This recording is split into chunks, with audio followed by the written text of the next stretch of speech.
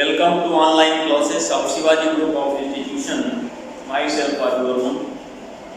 जैसा कि पिछले लेक्चर में आपने बायोमॉलिक्यूल के अंतर्गत कार्बोहाइड्रेट और प्रोटीन के संबंध में पढ़ा, आज के लेक्चर में आप इनऑर्गेनिक के अंतर्गत रासायनिक बलगतकी का अध्ययन करेंगे। रासायनिक बलगतकी किसे कहते हैं? आइए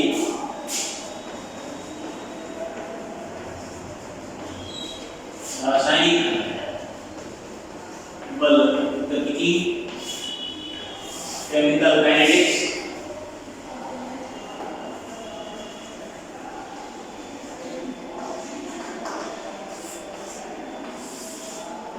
रसायन विज्ञान की वो शाखा जिसके अंतर्गत अपक्रिया की दर अर्थात वेग, अपक्रिया दर को प्रभावित करने वाले कारक या प्रक्रिया की प्रगति आदि गुणों का अध्ययन किया जाता है, रासायनिक बलगतकी कहलाती है। इसके अंतर्गत सबसे पहले हम आपको बताएंगे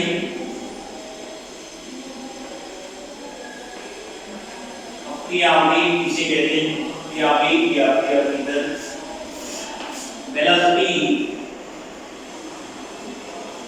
वेलोसिटी और रेट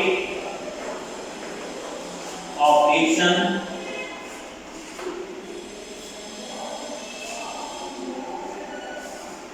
इसी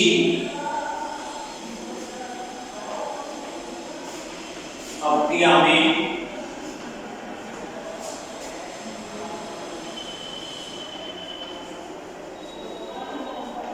अभिकारी पदार्थ की वह सांद्रता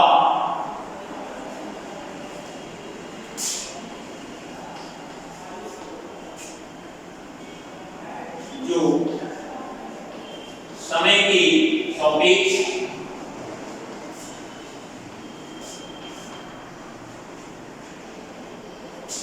अर्थात इकाई समय के सापेक्ष उत्पाद में परिवर्तित हो जाती है,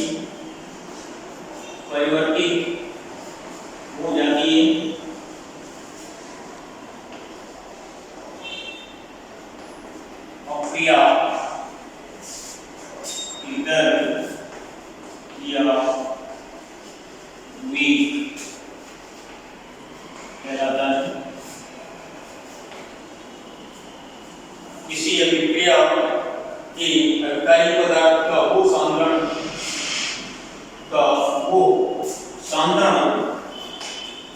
जो समय के सापेक्ष इकाई समय उत्पाद में परिवर्तित हो जाती है, अपक्रिया की दर या वेग कहलाता है।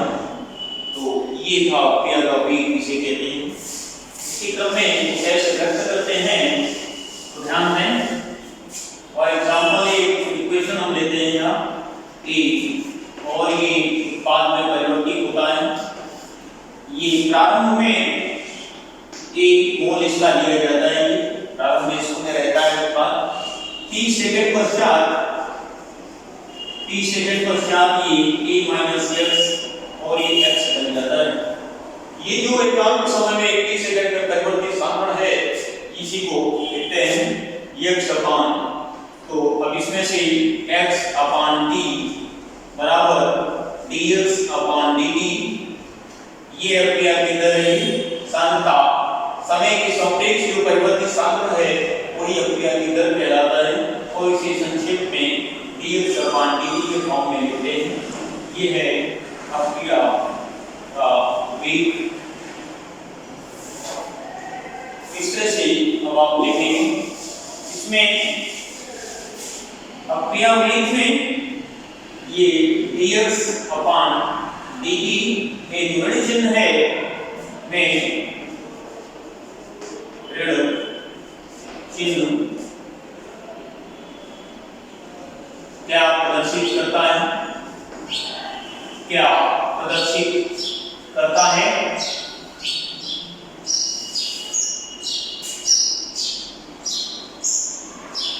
dx अपॉन dt में ऋणात्मक चिन्ह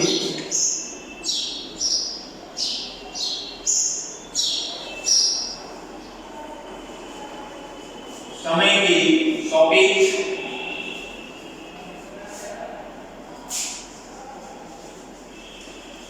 अभिकारक की सांद्रण में कमी की साथ अभिक्रिया दर या वेग में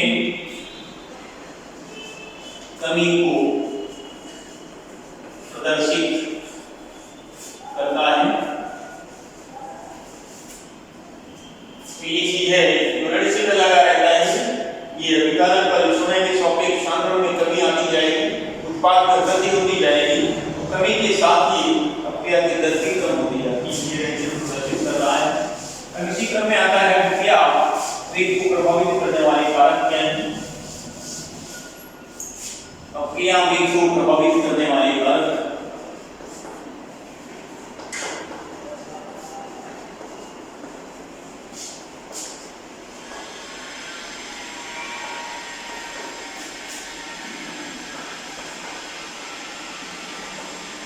प्रभावित करने वाले कारक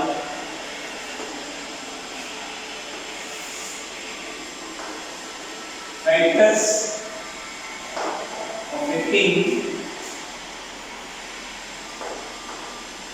velocity constant।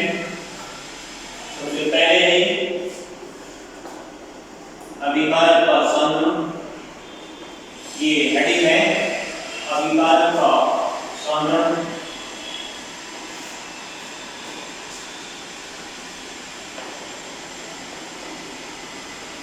अभिकारक का सांद्रण घटने के साथ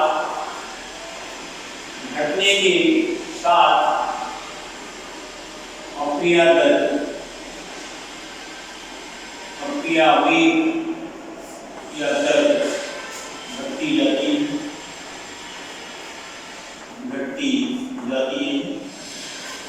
ये इसमें dx upon dt directly proportional to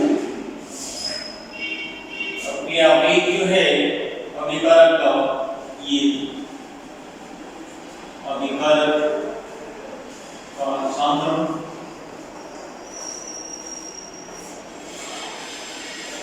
इसी क्रम में आता है ताप का प्रभाव। ताप का प्रभाव है नंबर 2 में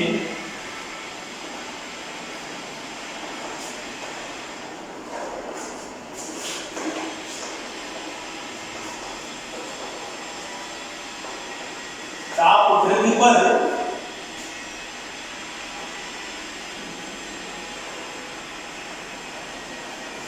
अभिकारक अणुओं की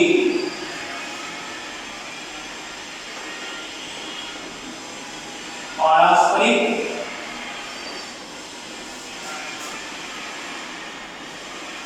टक्करों की संख्या बढ़ने के कारण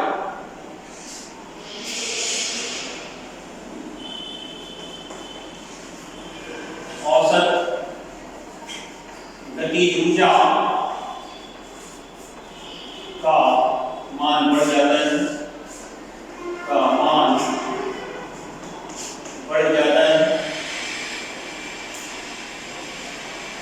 परिणाम स्वरूप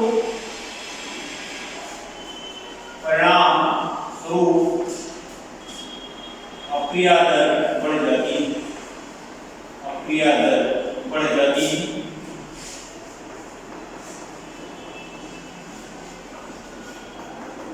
तो इस तरह से ताप का और अभिक्रिया दर का संबंध सीधे अभिक्रिया वेग।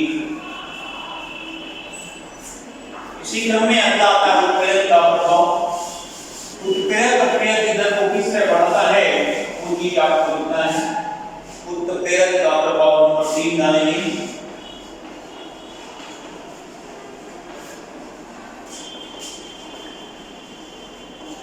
उत्प्रेरक का प्रभाव। उत्प्रेरक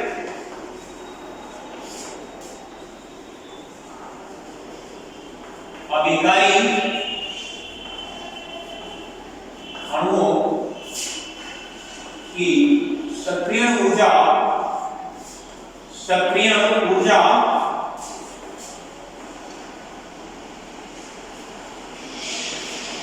को कम कर देता है, कम कर देता है। इस प्रकार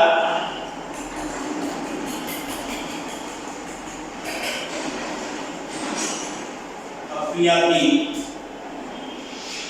दर यानी वेग बढ़ जाता है।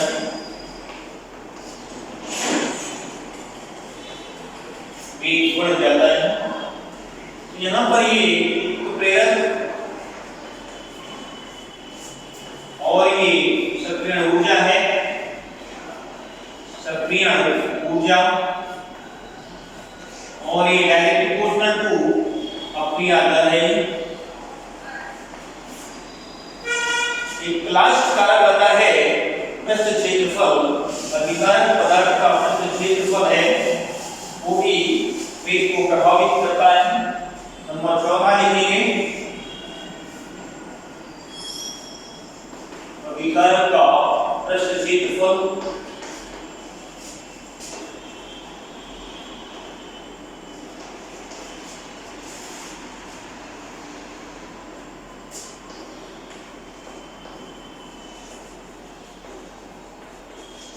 अभिकारक का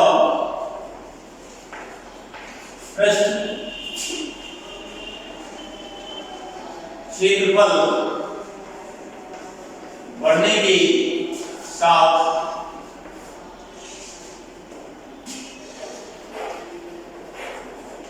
अपक्रिया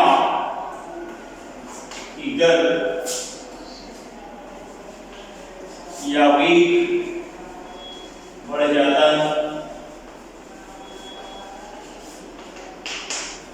इसका सीधा जाता हुआ कारण है लकड़ी। सीधी लकड़ी को जलाने की तुलना में उसकी छीलन को जलाया जाए तो फास्ट जलती है, क्योंकि उसमें से number of pieces, number of sides, फलक, कॉर्नर्स, किनारे होने आदि की संख्या बढ़ जाती है और सतह पर उपस्थित मुक्त संयोजकताओं की संख्या बढ़ने के कारण अभिकारक अणुओं का अधिशोषण बढ़ता है। अधिशोषण बढ़ने से पृष्ठ सतह पर अभिकारी अणुओं का सांद्रण बढ़ता है, परस्पर टक्करों की संख्या बढ़ती है। इस प्रकार औसत गतिज ऊर्जा बढ़ने के कारण पदार्थ की सक्रियता बढ़ जाती है अर्थात प्रक्रिया की दर बढ़ जाती है। तो हमेशा पृष्ठ क्षेत्रफल बढ़ने के साथ जैसे कि आप गीले कपड़े को सीधे रखने के बजाय फैला दें तो वहाँ वाष्पन दर जो है बढ़ जाती है। वाष्पन भी एक क्रिया है। इस तरह से तमाम सारे उदाहरण हैं। यही कारण है कि उत्प्रेरक का उपयोग हमेशा शीलन के रूप में, चिप्स के रूप में या पाउडर के रूप में किया जाता है। का कारण है पृष्ठ क्षेत्रफल का बढ़ जाना। इस प्रकार ये था। अब इसी क्रम में अपक्रिया वेग स्थिरांक शब्द आता है। वेग स्थिरांक इसी को कहते हैं विशिष्ट अपक्रिया वेग। विशिष्ट अपक्रिया वेग कहते हैं। वेलोसिटी कांस्टेंट है। वेलोसिटी कांस्टेंट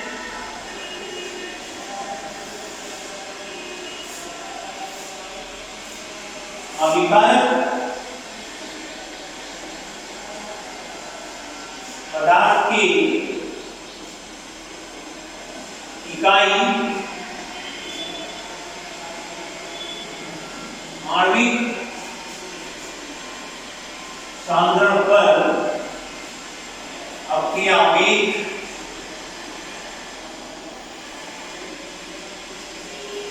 अपक्रिया वेग, वेग स्थिरांक कहलाता है।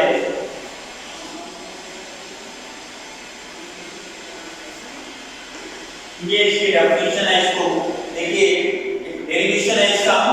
ये अभिकारक है और ये उत्पाद है। इसका अपक्रिया वेग और वेग स्थिरांक दोनों कैसे लिखते हैं, इसको आप मैट्रिक्स के नीचे आप लिखेंगे। इसके नीचे आता है ये आपका एक पक्ष में, एक के नीचे लिखना शुरू करेंगे। ए से ये उत्पाद है और यहाँ प्रारंभ में ये कंसंट्रेशन और ये जीरो, और इधर ये आपका 30 सेकंड बाद है और ये यहाँ a माइनस एक्स रह जाता है, x बन जाता है। इससे अपक्रिया का वेग आप लिखते हैं dx अपॉन dt, और ये डायरेक्टली प्रोपोर्शनल होता है a कंसंट्रेशन अभिकारक के सांद्रण। अभिकारक का जो सांद्रण है उसके सीधे समानुपाती होता है अपक्रिया की दर या वेग।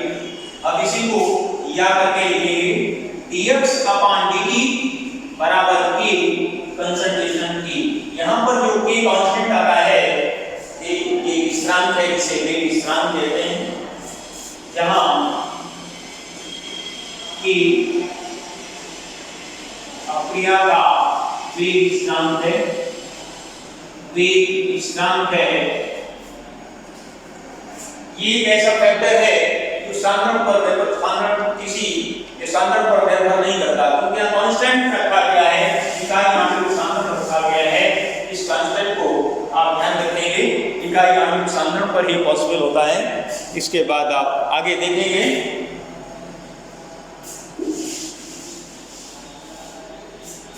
फॉर एग्जांपल ये dx अपॉन dt जैसा आपने लिखा पीछे dx अपॉन dt, और ये आपने लिखा बराबर k। अब ये इसको आप ले सकते हैं। इसके पहले आप लेते हैं यदि a कंसंट्रेशन क्या कर दिया जाए, ये काम कर दिया जाए, तो dx अपॉन dt k, और इसके स्थान पर ये 1 हो जाएगा। इसके स्थान पर आप k * 1 ले लीजिए, और ये dx अपॉन dt और बराबर ये dx अपॉन dt बराबर k हो जाएगा। ये जो ऊपर आपने वेग स्थिरांक की डेफिनेशन लिखी है वो प्रूव हो रही है यहाँ पर। अभिकारक के इकाई आणविक सांद्रण, जैसे विकारक का आणविक सांद्रण एकांक ले लिया जाता है, 1 ले लिया जाता है, तो समय जो अपक्रिया वेग होता है dx अपॉन dt वो वेग स्थिरांक के बराबर होता है। अर्थात एकांक आणविक सांद्रण पर अभिकारक पदार्थ की अपक्रिया वेग को ही, या इकाई अभिकारक के इकाई आणविक सांद्रण पर अपक्रिया वेग जो है वेग स्थिरांक कहलाता है। ये इसकी डेफिनेशन है। इसी क्रम में वेग स्थिरांक का मात्रक क्या है, लास्ट है वेग स्थिरांक का मात्रक। वेग स्थिरांक का मात्रक ये है dx upon dt, dx upon dt बराबर k। x का मतलब है मोल पर लीटर, मोल, और ये प्रति लीटर बटे, और ये है सेकंड। इस तरह इसको लिख सकते हैं बराबर मोल और ये लीटर इनवर्स और ये सेकंड इनवर्स। ये इस तरह से a का जो मात्रक है ये मोल और ये litre inverse and second inverse, mole प्रति लीटर प्रति सेकंड। इस तरह से आज का लेक्चर हम यही खत्म करते हैं। शेष आगे लेक्चर में हम आपको डिस्कशन करेंगे। आज थैंक यू वेरी मच।